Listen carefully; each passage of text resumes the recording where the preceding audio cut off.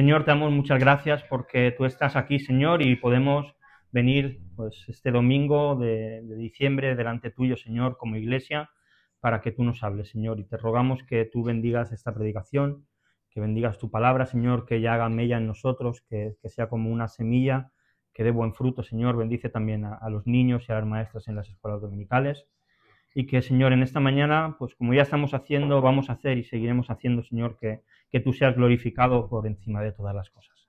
Gracias, Señor, por estar aquí con nosotros, gracias por poder acercarnos a ti. Amén. Amén. Pues yo no sé si os habéis dado cuenta, pero se nos acaba el año. Este es el último domingo de 2025. ¿Qué quiere decir? Que ya no van a haber más domingos de 2025, este es el último. Y no sé si a vosotros os pasa, pero cuando acabamos el año y estamos cerca de acabarlo, normalmente solemos hacer como balance, ¿no? ¿Cómo ha ido el año? Y cada uno de nosotros podríamos decir, pues a mí me ha ido súper bien, a mí me ha ido súper mal, a mí ni bien ni mal, a mí bien, a mí mal. Cada uno tenemos, pues quizá nuestra percepción, pero sí que es verdad que hay algo que es una realidad y que se ha estudiado y que se ha demostrado, que normalmente las personas optimistas suelen tener una valoración mejor que las personas que son pesimistas. No porque a uno le vaya mejor que a otro, sino porque el optimista se queda más con las cosas buenas y el pesimista con las cosas malas. Y hay una cosa más que creo que solemos valorar, o yo al menos lo hago, y es qué ha pasado con aquellos propósitos que nos hicimos en diciembre o en enero de principio de año. ¿Algunos hicisteis propósitos a principio de año? ¿No? Yo hubo algún tiempo que decía, ¿para qué me voy a hacer propósitos si luego no los cumplo? Pero luego me di cuenta que está bien hacerse propósitos. Y sabéis, he llegado a una conclusión. Para que un propósito se cumpla, para que los cumplamos, lo que necesitamos es mirar a los propósitos. Y ya no solamente es tenerlos en mente, sino que los propósitos se hacen realidad cuando se convierten en una obsesión en nuestra vida. Cuando algo nos obsesiona, eso acaba pasando. Cuando hay algo en nuestra mente que está ahí fijado y que vivimos para eso, normalmente eso acaba pasando. Y para que los propósitos se cumplan se necesitan dos cosas: dedicación y esfuerzo. Cada propósito al final es una meta hacia la cual cada uno de nosotros corremos e intentamos ir hasta allí. Y yo no sé si tú has conseguido llegar a las metas que te propusiste este año. Quizá algunas sí, quizá algunas no, quizá ninguna, quizá todas, no lo sé. Yo quiero proponerte que en el año que vamos a empezar tengamos un propósito común toda nuestra iglesia. Yo no sé si estáis y queréis sumaros conmigo a este propósito, ¿sí? Poco lo habéis dicho y está bien, un contrato no se firma sin leer la letra pequeña. Esperad a que os explique el qué y luego decís amén. Pero los que habéis dicho amén, está genial también. Vamos a leer en la carta de Hebreos cuál es este propósito que creo que cada uno de nosotros y como iglesia debemos tener. Hebreos capítulo número 12, seguimos con la serie que estamos haciendo y leeremos los dos primeros versículos. Hebreos 12 del 1 al 2 es un texto que aquellos que llevamos mucho tiempo en la fe podríamos recitar de memoria, que quizá los que lleváis tiempo os suena pero aún no lo habéis aprendido. Es un buen texto para aprenderse, así que os animo a que en casa lo memoricéis. Hebreos 12, versículos 1 y 2. ¿Lo tenéis? ¿Sí?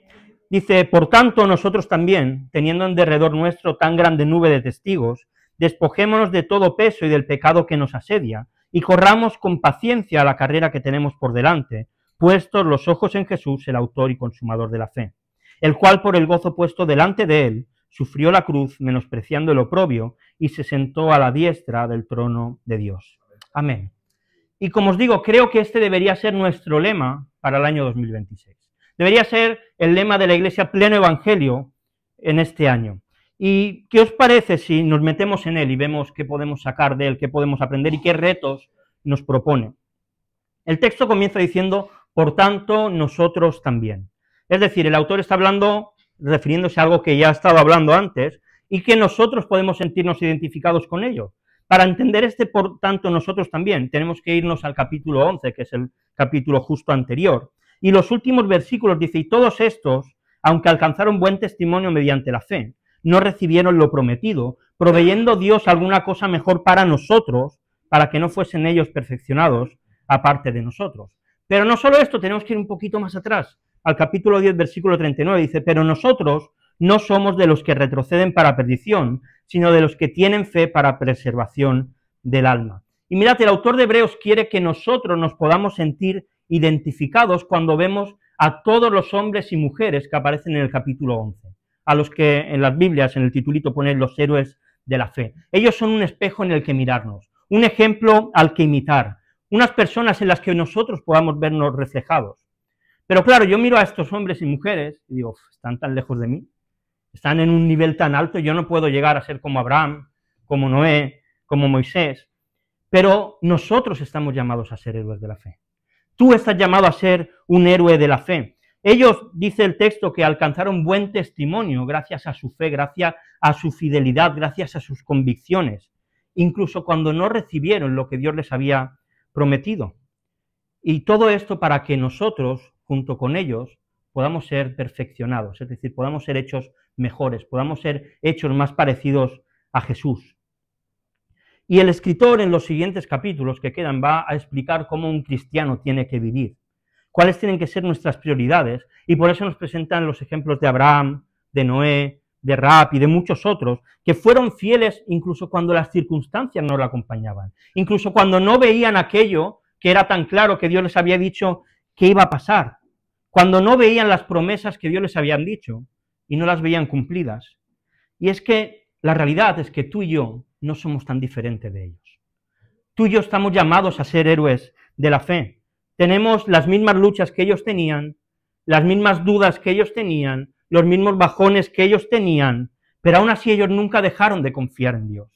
Así que nosotros podemos ser como ellos, personas que vivan por la fe, y este tiene que ser también nuestro deseo, que el día que ya no estemos aquí, quienes nos conozcan digan, este fue un héroe de la fe.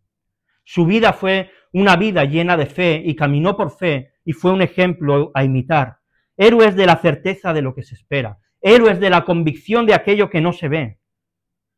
En esta vida podemos ser héroes para muchas personas, para nuestro marido, para nuestra mujer, para nuestros hijos, para nuestros amigos. Pero ojalá todo esto lo cumplamos el día que ya no estemos, pero también seamos héroes de fe para otros, porque hemos dejado un buen camino a imitar, un buen testimonio. Y mira que el texto continúa diciendo, teniendo en derredor nuestro tan grande nube de testigos. ¿Quiénes son estos testigos?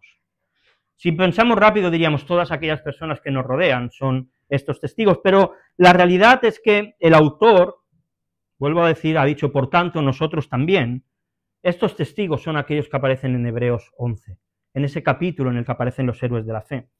Y igual que esta es la gran nube de testigos, no aquellos que nos rodean, sino los héroes de la fe, ellos dejaron una huella en la tierra. Dejaron su nombre marcado y con su testimonio nos lanzan un mensaje. ¿Sabes cuál es? Sí se puede ser un héroe de la fe. Es posible serlo. Personas que marcaron su sociedad, personas que impactaron a aquellos que les rodeaban. En la Biblia tenemos un montón de ejemplos de personas que impactaron a aquellos que estaban cerca de ellos. Noé, Moisés, Abraham, David, Débora, Ruth, gente en el Nuevo Testamento como Pedro, como Juan el Bautista, como Pablo, como Esteban, gente que a lo largo de la historia han marcado también nuestro tiempo, Lutero, Francisco de Asís, Calvino, los hermanos Wesley, Spurgeon, Whitefield, personas que han cambiado y han impactado su generación en la que vivían. Y también personas que han vivido con nosotros y que hoy ya no están, pero que también han dejado una huella, que nos han mostrado que es posible vivir una vida en la fe. Hay una canción de Quique Pavón que se llama Hombros de Gigantes y que empieza así, dejando de leer las primeras estrofas, y dice, por todas esas personas que jamás recordaremos. Muchas de ellas no sabemos ni siquiera lo que hicieron. Y por todos y por tanto hoy damos gracias. Por el trabajo que nunca se escribe en los boletines. Por los héroes escondidos y jamás reconocidos. Me levanto y les canto muchas gracias. Por la gente que jamás vio el resultado del trabajo y del esfuerzo realizado. Por las vidas que salvaron con su ejemplo. Por traernos a Jesús a nuestro tiempo. ¿Cuántas personas hemos conocido que nos han acercado a Jesús? ¿Cuántas personas que hemos conocido que han tenido un ejemplo digno de imitar? Y cada uno de nosotros estamos llamados a ser así. Personas que han entregado su vida independientemente de las circunstancias, de las enfermedades, de los problemas, de la economía. Y Dios nos llama a nosotros a ser de esta misma manera. Todos ellos forman esta gran nube de testigos que nos demuestra que sí se puede ser un héroe de la fe. Y esto nos tiene que servir de ánimo, nos tiene que servir de aliento para la carrera en la que cada uno de nosotros estamos, y que el autor de Hebreos nos está presentando en este texto. Así que, después de que el autor de Hebreos nos identifique y nos motive a imitar a estos héroes de la fe, quiero usar el ejemplo del deporte para demostrarnos y enseñarnos un poco cómo es correr esta carrera. Y nos da 3 claves que son básicas para que tú y yo podamos llegar a la meta, para que tú y yo podamos llegar hasta el final. Mira, la primera la expresa diciendo: despojémonos de todo peso y del pecado que nos asedia. Yo he titulado a esto la preparación de la carrera. Yo no sé si tú has visto alguna vez las Olimpiadas, yo creo que todos, ¿no? Hemos visto alguna vez una carrera de las Olimpiadas. Según la prueba en la que participan, los corredores van totalmente distintos vestidos. Los velocistas de 100, 200 metros cuadrados llevan una ropa súper ceñida que no deja lugar a la imaginación. Van súper ceñidos. ¿Por qué? Porque necesitan que haya la menor fricción al viento posible para poder llegar lo primero. En cambio, los corredores de larga distancia, de 1500 metros, 5000, 10.000, llevan ropa más ancha, porque necesitan ropa que no les roce, para que no les cause heridas en su carrera. Y en la vida cristiana pasa lo mismo. Para poder correr, tenemos que llevar la ropa adecuada. No podemos correr con cualquier ropa. Nadie se pondría a correr una carrera y se pondría unos pesos en los pies, o una maleta llena de piedras, ¿verdad? Sería algo ilógico. Y por eso, lo primero que tenemos que hacer para poder correr la vida cristiana es dejar a un lado aquellos pecados que impiden que nuestra relación con Dios sea correcta. Mira, si tú estás corriendo la vida cristiana, no puedes llevar a tu espalda una maleta llena de pecado. No puedes correr así, es imposible, no podemos ir sobrecargados. El pecado no es un buen compañero del cristiano. El pecado no es un buen compañero para tu vida. No te va a ayudar a correr, todo lo contrario, te va a frenar. Pero claro, este es el peso obvio, ¿verdad? Y tenemos claro que todos tenemos que quitarnos esto. Pero hay otras cosas en nuestra vida que también nos impiden avanzar al ritmo que deberíamos avanzar. Las preocupaciones, el ocio, el estrés, el preocuparnos demasiado de lo urgente en vez de lo importante. Esto nos pasa tanto. No, es que hay que hacer esto, pero es lo importante. No, pero hay que... Lo importante antes que lo urgente. Hay cosas a las que le prestamos atención que no son tan importantes y que no deberíamos hacerlo, y eso nos hace que vayamos más lentos. Nos bajan nuestra velocidad de carrera. Mirad, en el libro del peregrino, Juan Bunyan, cuando narra la llegada del personaje principal, que se llama Cristiano, a la cruz, dice que en ese momento que Cristiano llega delante de la cruz, la maleta que llevaba se le cae al suelo. Sus cargas le desaparecen. Dice que se siente tan ángel como nunca se había sentido. Y entonces, con lágrimas en los ojos, se le aparecen 3 seres de luz. Y el primero le dice: Cristiano, tus pecados ya han sido perdonados. El segundo le quita la ropa vieja y sucia que lleva y le da una ropa nueva. Y el tercero le da un rollo para que lo estudie en el camino. Y cuando esto ocurre, en el libro Cristiano canta lo siguiente, dice: vine cargado con la culpa mía de lejos, sin alivio a mi dolor, mas en este lugar, oh qué alegría, mi solaz y mi dicha comenzó. Aquí cayó mi carga y su atadura, en este sitio rota yo sentí. Bendita cruz, bendita sepultura, y más bendito el que murió por mí. Mirad, Jesús al ir a la cruz ya nos ha despojado del pecado. Ya no somos esclavos al pecado, somos libres. Ya no vivimos bajo la esclavitud del pecado, ahora vivimos bajo la esclavitud de Cristo. Libres por amor. Pero a veces, aunque Jesús nos hace libre, volvemos y cogemos alguna de las cosas que hemos dejado. Y nos las volvemos a colocar a nuestra espalda. Y si esto es así, tenemos que volver a ir a la cruz, al sitio donde nuestras cargas caen. Tenemos que volver a recordar que Jesús ha muerto por nuestros pecados, que Él los ha cubierto y que están todos perdonados, porque si no, es imposible que podamos correr la carrera cristiana. Es imposible que podamos vivir por la fe si vamos cargados de pecado. Así que, si tú hoy estás cargado de pecado, ve a la cruz. Ve a Jesús. Dile: Señor, quita esta carga de mí. Señor, no quiero seguir con ello. Pero, ¿sabes algo? Hay otra cosa más que tenemos que hacer. Busca a alguien que te ayude a sobrellevar el peso que llevas. ¿Nos gusta tanto ir solos? Pero Pablo dice sobrellevad los unos las cargas de los otros. Y nuestros pecados son esas cargas que a veces necesitamos ir a alguien que es más maduro que nosotros y decirle, mira, estoy peleando con esto, necesito que me ayudes. Estoy luchando con esto, necesito que me hagas seguimiento, que de vez en cuando me preguntes, que cuando yo esté a punto de caer te pueda mandar un mensaje y te diga, oye, necesito ayuda. Necesitamos aprender a correr juntos. Esto no es una carrera individual, tenemos que correr unos con otros y cuidarnos unos a otros para que el pecado no nos enrede. Así que lo clave primera, la preparación, no ir con una carga excesiva para correr.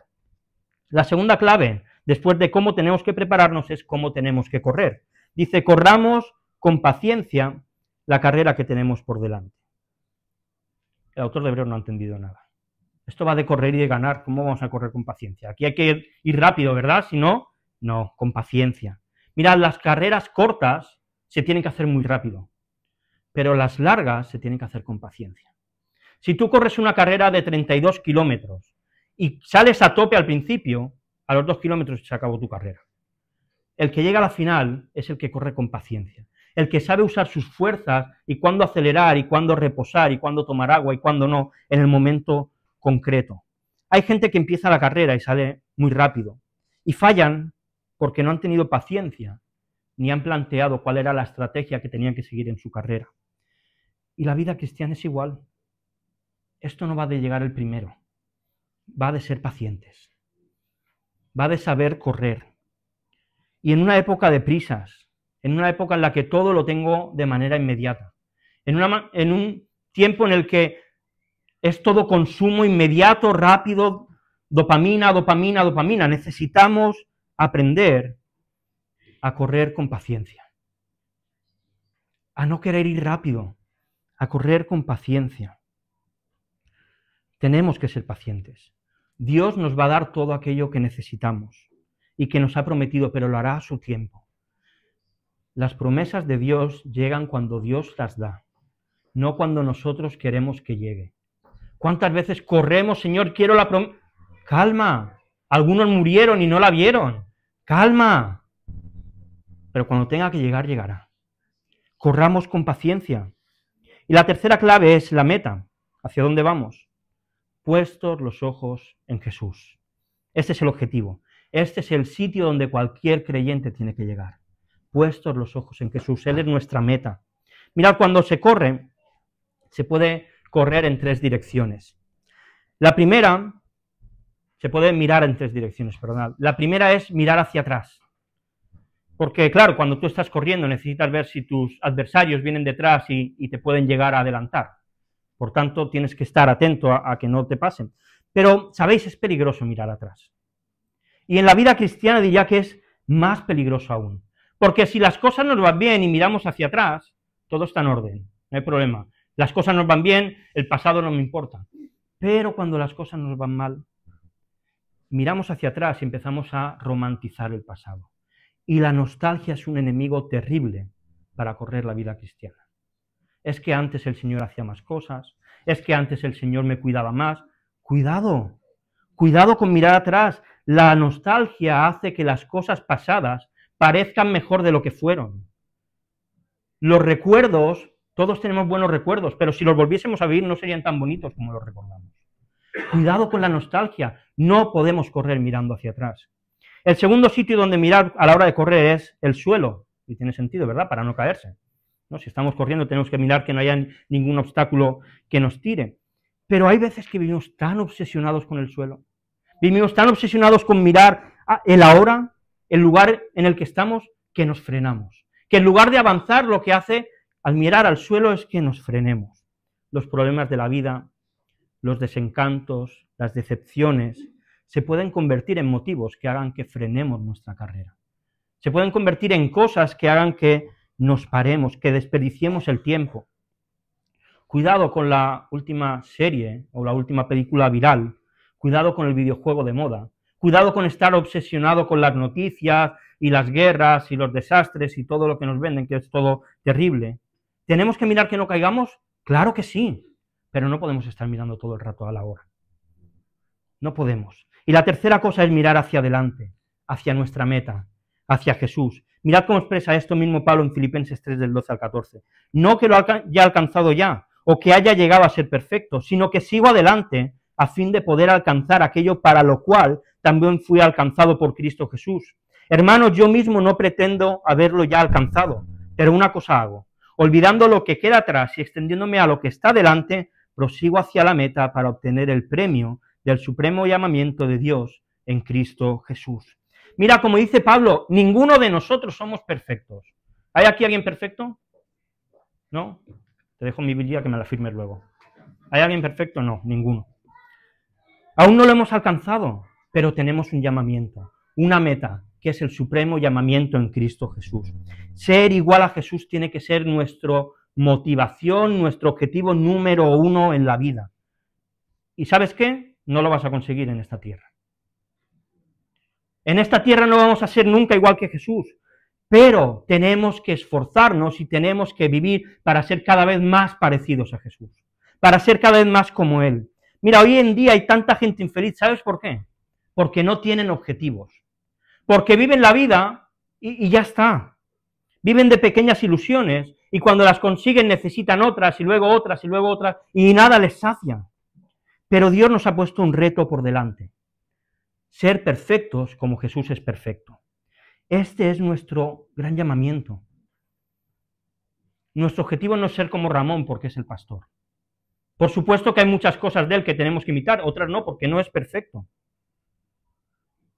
Pero buscar ser como Jesús es querer ser cada día más santo. Y este tiene que ser nuestro objetivo. ¿Y sabes lo que va a pasar cuando corras? Que te vas a caer. Y cuando te caes, ¿sabes lo que tienes que hacer? Levantarte y seguir. Y cuando te vuelvas a caer, volver a levantarte. Y cuando te vuelvas a caer, volver a levantarte. Y cuando te vuelvas a caer y no tengas ganas, que venga otro y te levante y sigas adelante. Esto es lo que tenemos que hacer. Y no miremos tanto atrás, sino que nuestra vista y nuestra mirada esté puesta en Cristo Jesús. Es una gran esperanza, ¿sabes qué? Que cuando lleguemos al final de la meta, al final de la carrera, y veamos a Jesús cara a cara, seremos perfectos como Él es perfecto. En esta tierra no lo conseguiremos, pero cuando lleguemos a la meta, cuando Él nos llame y estemos delante suyo, entonces seremos perfectos como Él es perfecto. Estamos en un proceso, sí, pero llegaremos a la meta y seremos como Jesús. El autor nos ha hecho, en esta parte del texto, hacernos ver primero que somos como aquellos que ya corrieron la carrera y nos ha dicho cuáles son las claves para correr. Nos ha presentado nuestra meta, nuestro objetivo, es decir, que tenemos que ser como Jesús. Y mirad cómo se nos presenta a Jesús, como el autor y el consumador de nuestra fe. Yo no sé si habéis oído esa frase que dice que la materia ni se crea, ni se destruye, sino que solamente se transforma. Pues sabéis, con la fe ocurre algo parecido. Hebreos 11.1 dice, es pues la fe. Mirad, la fe tú no la puedes crear. La fe tú no la puedes destruir. La fe no la puedes transformar. La fe es. La fe existe. La fe no es una obra humana que nosotros hagamos. No es algo que nosotros creemos. La fe se produce por el oír la palabra de Dios. Y es el Espíritu Santo el que produce en nosotros fe. Por mucho que una persona quiera producir fe, si no es el Espíritu Santo el que la produce, no la va a tener nunca. La fe es porque la fe se encuentra en Jesús. Efesios 2.8 dice, por gracia sois salvos por medio de la fe. Y esto no es de vosotros, pues es don de Dios. Ninguno de nosotros puede tener fe por sí mismo. Somos salvos por gracia, por la fe que Dios nos da. Por la fe que Dios nos da, porque es un don de Dios. Es algo que Dios pone en el corazón de sus hijos para que crean. Es algo que Dios ha puesto en tu corazón para que puedas creer. Y por eso Jesús es el autor y el consumador de nuestra fe, porque Él perfecciona nuestra fe y nos lleva hasta el fin. Mirad, el escritor de Hebreos ya en el capítulo 2 lo había advertido. Hebreos 2.10 dice, porque convenía a aquel por cuya causa son todas las cosas y por quien todas las cosas subsisten, que habiendo de llevar a muchos hijos a la gloria, perfeccionase por aflicciones al autor de la salvación de ellos. Mira, nuestra salvación sería imposible si no fuese por Jesús. No hay una balanza que tengamos que equilibrar donde está lo malo, lo bueno y a ver si lo equilibramos, no. O sea, mira, si esta es la balanza, aquí está lo malo, puedes poner aquí todas las obras buenas que quieran, que no vas a balancear nada, se va a quedar igual, porque lo malo rompe la ley de Dios y por tanto nos hace imposible de acercarnos. Por eso tenía que venir a Jesús a esta tierra. Él se entregó a sí mismo y su sangre fue rociada en el lugar santísimo delante del trono de Dios, y Él es el que nos ha abierto un camino gratis para poder acercarnos a Dios. Mira, si tú no conoces a Jesús, si tú no eres creyente, si tú no tienes fe en Dios, hoy puedes ir delante del trono de Dios, de una manera obviamente no física, porque no hay ningún trono, pero tú puedes acercarte y decirle, si tú Dios existe, pruébamelo de alguna manera. Revélame que tú eres verdadero y que eres real. Porque Jesús, por su sacrificio, lo que hizo fue vivir la vida perfecta que ni tú ni yo podíamos vivir. Morir en una cruz donde ni tú ni yo podíamos ocupar ese lugar. Y con su sangre pagar nuestra deuda por completo. Jesús es el que te hace perfecto al mirar la ley de Dios. Por eso tú y yo nos podemos acercar al Padre como si no hubiésemos roto un plato cuando nos hemos cargado la vajilla y la cristalería entera. Y Dios nos permite que nos acerquemos a Él gracias a Jesús. Por eso, si tú en esta mañana no crees en Jesús, hay una invitación para ti. Pon tu confianza en Jesús. Arrepiéntete de todo lo malo que has hecho. Cree y arrepiéntete porque va a llegar un día en que vas a morir, como todos los que estamos aquí. Va a llegar un día en que vas a acabar la carrera. Y si tu fe no está en Jesús, el destino no va a ser el cielo, va a ser el infierno. ¿Y sabes lo peor del infierno? Lo peor del infierno no es el fuego, no es el sufrimiento. Lo peor del infierno será que habrás visto a Dios cara a cara y que sabrás que existe y que nunca vas a poder estar con Él. Ese es el verdadero infierno, estar apartado de Dios. Si tú no crees en Jesús, hoy hay una invitación para ti. No la desaproveches, por favor. Acércate a Jesús con arrepentimiento y fe. Pero el texto no solo nos dice que Jesús es el autor y el consumador de nuestra fe, sino que el autor quiere dejar claro de qué manera Jesús ha convertido en esto. Dice, el cual, por el gozo puesto delante de él, sufrió la cruz, menospreciando el oprobio. Se nos habla de gozo, de sufrir y de menospreciar el oprobio. Son cosas que a veces no puede costar encajar, ¿no? El gozo, sufrimiento, parece algo difícil de encontrar algo positivo en esto, pero lo cierto es que Jesús sufre la cruz, Él muere en la cruz, porque hay un gozo mayor delante de Él que el sufrimiento que iba a experimentar. Él menosprecia la vergüenza de hacerse uno de nosotros, porque hay un gozo mayor. Mirad Filipenses 2, del 6 al 11, dice, siendo en forma de Dios, no estimó el ser igual a Dios como algo a lo que agarrarse, sino que se despojó a sí mismo, tomando forma de siervo, hecho semejante a los hombres. Y estando en la condición de hombre, se humilló a sí mismo, haciéndose obediente hasta la muerte, y muerte de cruz. Y mirad ahora, por lo cual Dios también lo exaltó hasta lo sumo, y le dio un nombre que es sobre todo nombre, para que en el nombre de Jesús se doble toda rodilla de los que están en el cielo, en la tierra y debajo de la tierra, y toda lengua confiese que Jesucristo es el Señor, para gloria ¿de quién? De Dios Padre. ¡Wow! Esta es la realidad. Jesús pasó un menosprecio terrible al hacerse un humano, pero Él lo menospreció, esa humillación, y fue a la cruz, porque el Padre le había prometido que iba a ser exaltado hasta lo máximo, hasta lo más alto. Y llegará el día en que toda rodilla se doble delante de Jesús. Cada ángel, cada demonio, cada persona se va a doblar y va a decir, Jesús, tú eres el Señor. ¿Qué ganas tengo de ver eso? ¿Qué ganas tengo de ver eso? Tanto salvos como condenados se arrodillarán y exaltarán el nombre de Dios y le darán gloria a Dios Padre. Todos. Pero hay otro énfasis al ver el gozo de Jesús. Jesús no se humilla solamente porque va a recibir una gloria mayor, sino porque Jesús tenía una visión a la hora de morir. Mirad Apocalipsis 7, del 9 al 10.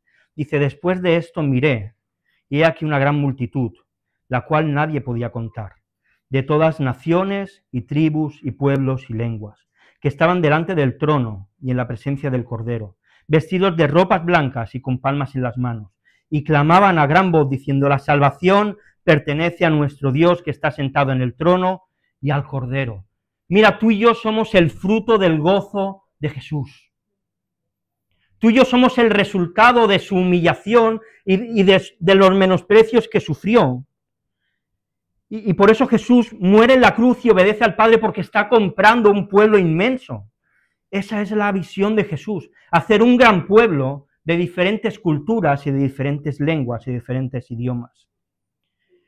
Y yo cuando pensaba en esto, decía, si la visión de Jesús es esa, ¿cuál tiene que ser la visión de nuestra iglesia? ¿Cuál tiene que ser? Algunos me habéis dicho, y a otros he escuchado decir, es que la iglesia en los últimos 2 años ha cambiado mucho. Y puede ser, y ojalá ese cambio haya sido a mejor. Pero ¿sabéis algo? Nuestra iglesia va a cambiar más en los próximos años. Tiene que cambiar más. Si la visión de Jesús es hacer discípulos, la visión de la iglesia pleno evangelio tiene que ser hacer discípulos. Nuestra obsesión tiene que ser hacer discípulos. Debemos salir cada día de casa y orar: Señor, pon a alguien en el autobús que se siente a mi lado y pueda hablarle de ti. Pon a alguien en mi comida en el trabajo que se ponga a comer conmigo, que le pueda hablar de ti. Pon a alguien en el supermercado que le pueda hablar de ti. Dame tiempo para comer con mi amigo tal, para que le pueda hablar de ti. Porque Jesús, escuchad bien esto, Jesús a sus discípulos no les dijo: cuando me vaya, construid un templo y meteros todos dentro. No le dijo eso. Haced todas las actividades que podáis, y si puede ser que haya una cada día, para que estéis bien guardaditos ahí. Jesús, su visión, la acompañó con una misión. Mateo 28, del 18 al 20. Y Jesús se acercó y les habló diciendo: toda potestad me es dado en el cielo y en la tierra. Por tanto, id y haced discípulos a todas las naciones, bautizándolos en el nombre del Padre, y del Hijo, y del Espíritu Santo, enseñándoles que guarden todas las cosas que os he mandado. Y he aquí, yo estoy con vosotros todos los días, hasta el fin del mundo. Amén. Id y haced discípulos. No les dijo: id y evangelizad. Id y haced discípulos. Evangelizar no es hacer discípulos. Evangelizar es contar una buena noticia, y está bien que lo hagamos, pero no es nuestro llamado. No es nuestro llamado. Nuestro llamado es hacer discípulos. Es pasar tiempo con aquellos que no creen. Es comer con aquellos que se van al infierno y que necesitan que les hablemos de Jesús. A veces parece que la gente que no cree son nuestros enemigos. Es nuestra misión. Es nuestro campo de vida. ¿Sabéis lo que significa la palabra iglesia? Viene una palabra griega que significa eclesia. Mira, yo creo que si viniese un extraterrestre, si existiesen, y nos viesen y no supiesen nada de los humanos, y observasen a los cristianos, dirían que una iglesia es un sitio donde la gente se reúne para hacer actividades religiosas. El problema es que iglesia no significa eso. Iglesia significa los llamados afuera. No los llamados adentro, los llamados afuera. Jesús no creó una iglesia para que se encerrase en un local, sino para que saliese fuera. Y yo pensaba sobre esto. ¿Sabéis por qué este año solo hemos tenido un bautismo? Y gloria a Dios por el bautismo de Noah. Noah, gracias por tomar esa decisión importante. Pero ¿sabéis por qué uno? Porque creo que nuestra visión se ha desenfocado de la visión de Jesús. Creo que nos hemos preocupado más de otras cosas en lugar de lo que a Jesús le importa. Y sin darnos cuenta, nuestra visión se ha convertido en este local. En el hacer cosas dentro del local. En el que cuando alguien llega, que pueda hacer algo dentro del local. En que el local tenga vida. Y no digo que esté mal, está bien. Está bien.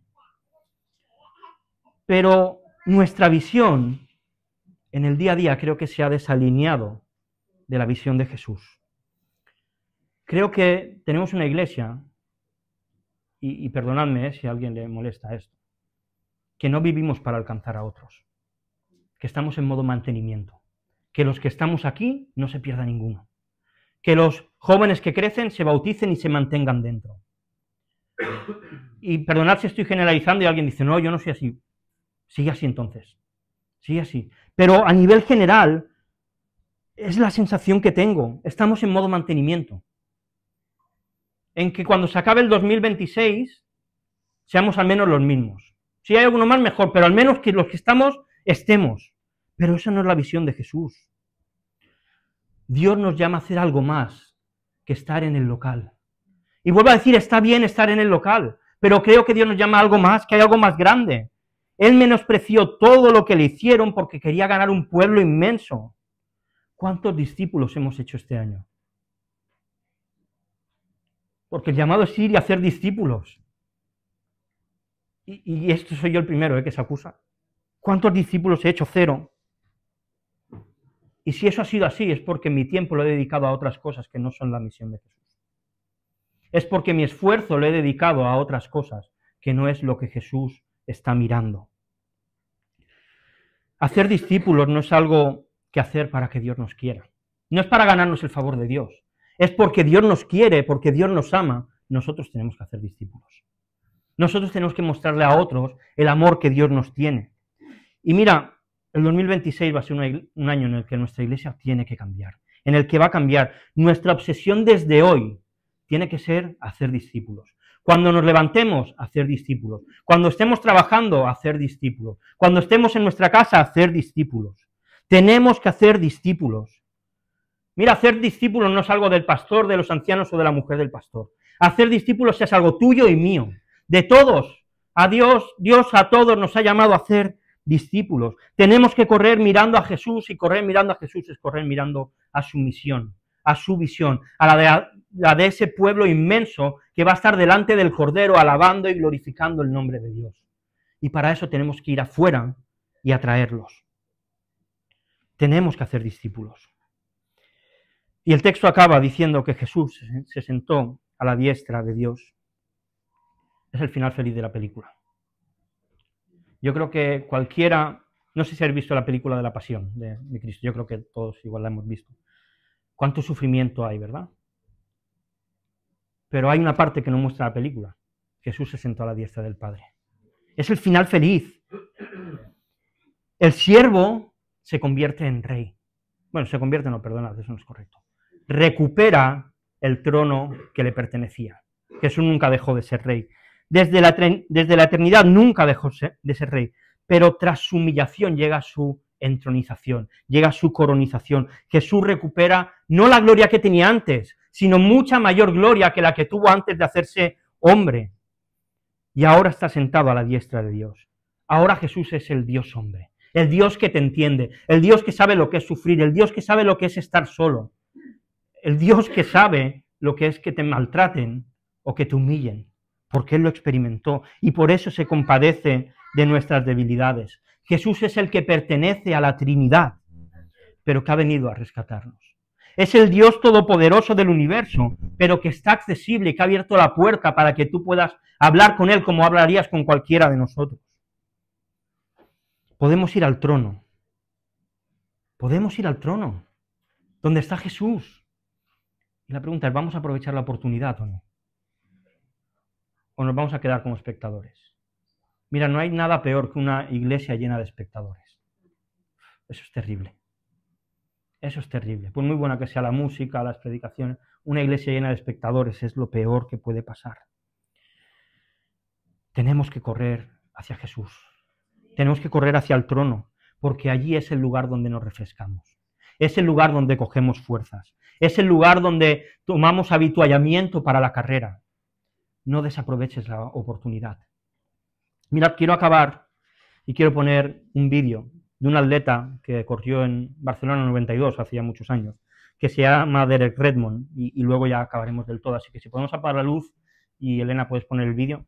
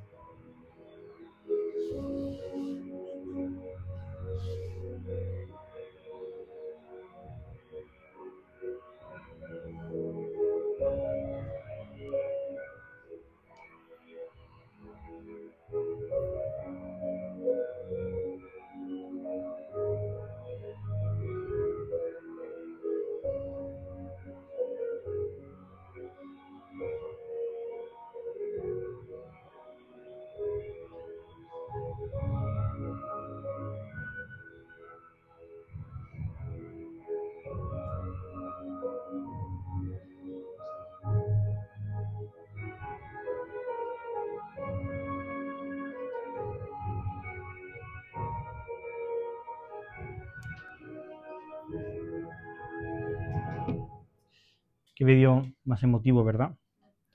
Sabéis, muchos corrieron esa carrera y han pasado 23 años. Pero la gran mayoría solamente recuerda a este hombre. No ganó, quedó el último, pero llegó a la meta. Y sabéis, mirad, antes que nosotros corriésemos esta carrera en la que estamos, hubo otros que la corrieron. Y lo que nos han enseñado es que es posible llegar a la meta, que es posible vivir una vida de fe. Nos han enseñado que la carrera es larga, que la carrera es dura, que la carrera es difícil, pero también nos han enseñado que tenemos que huir de aquellas cosas que nos lastran. ¿Qué es lo que te está lastrando para correr?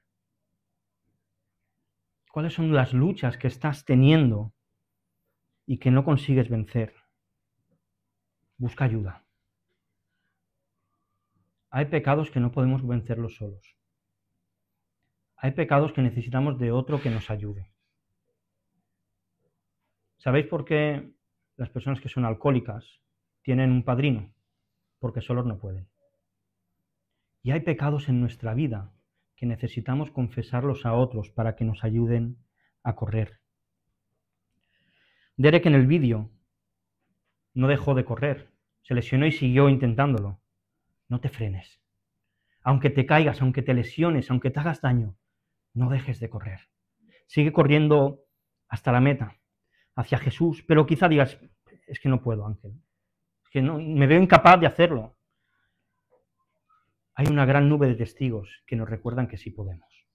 Hay una gran nube de testigos que nos recuerdan que sí que es posible llegar a la meta. Y hubo uno que corrió la meta, que corrió la carrera y llegó a la meta, y que nos demuestra que se puede, y ese es Jesús. Ese es Jesús, Él es la meta. Él sabe lo que es cojear para llegar. Y mira, cuando te caigas y pienses, no puedo más, estoy cansado, la carrera es demasiado larga, deja que Jesús te coja en sus brazos y te acompañe. Dile, Señor, necesito de tu ayuda. Y Él nos va a acompañar hasta la meta. Mira, todos nosotros pasamos momentos difíciles. Todos tenemos crisis de fe. Al más fuerte que veas tiene crisis de fe, porque somos humanos. Deja que Jesús te acompañe en esos momentos.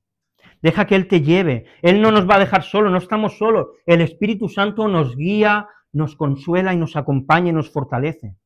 Cuando no puedas correr, ora a Jesús y dile, Señor, levántame.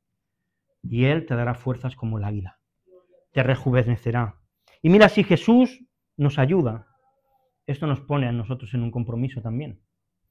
Porque si el gozo de Jesús al morir era que muchos pudiesen llegar a la meta, si su visión es la de una multitud que van a alabar y adorar al Cordero en el cielo, entonces nuestra misión es llevar a muchos a correr esta carrera. Tu misión es que haya muchos que corran la carrera que tú también estás corriendo. Nuestra obsesión en el 2026, y vamos a hablar mucho durante este año, tiene que ser hacer discípulos, hacer discípulos, hacer discípulos. Nuestra iglesia tiene que solamente pensar en hacer discípulos, hacer discípulos. Tiene que ser conocer a personas no creyentes. Tenemos que ir donde ellos están. Vamos a hacer una actividad de evangelismo, hacemos algo en la iglesia. No, tenemos que ir donde ellos están. Tenemos que relacionarnos con ellos. Tenemos que ir a los sitios donde ellos van. ¿Sabéis por qué a Jesús le llaman borracho? Porque se juntaba con los borrachos. Se juntaba con las prostitutas. Él no dijo, no, venid al templo y aquí os hablo. No, Él iba con ellos. Y Dios nos llama a ir donde están los pecadores. Donde está la gente que le necesita. Hablar con ellos, comer con ellos, invitarles a nuestra casa y presentarles que hay algo mejor que el estilo de vida que ellos tienen, que es el nuestro. Una vida con Jesús. Tenemos que invitarles a correr esta carrera y estar al lado de ellos. Mirad, cuando acabe el 2026 tenemos que ser más en esta iglesia.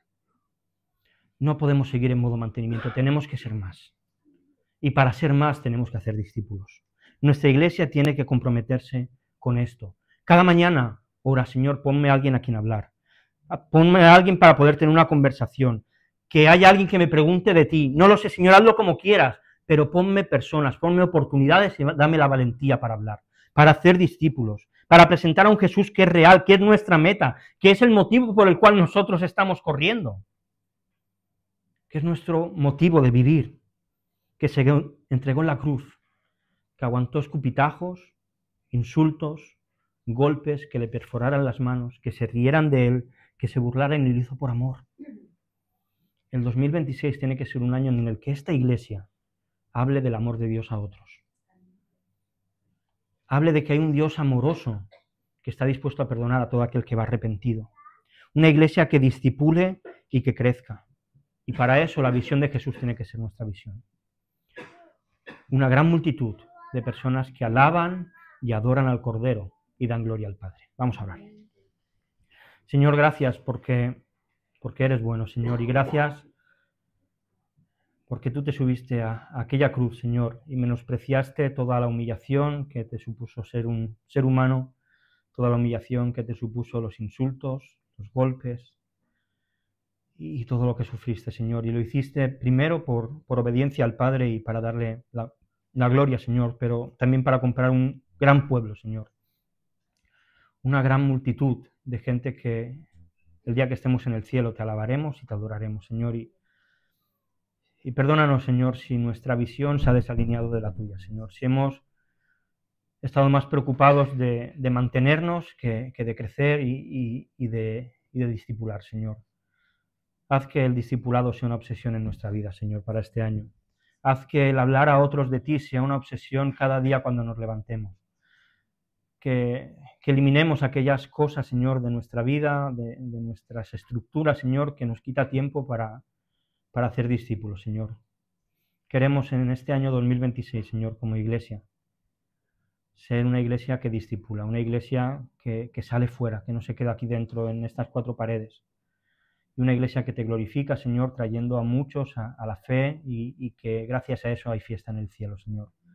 Queremos vivir vidas de fe, queremos correr esta carrera lo mejor posible, Señor. Ayúdanos a no mirar a otro lugar que a ti y que al mirarte a ti, Señor, pues caminemos y corramos hacia tu visión, hacia tu misión, Señor, de hacer discípulos. Recibe nuestra alabanza, Señor, nuestra adoración y toda la gloria a ti, Jesús. Amén.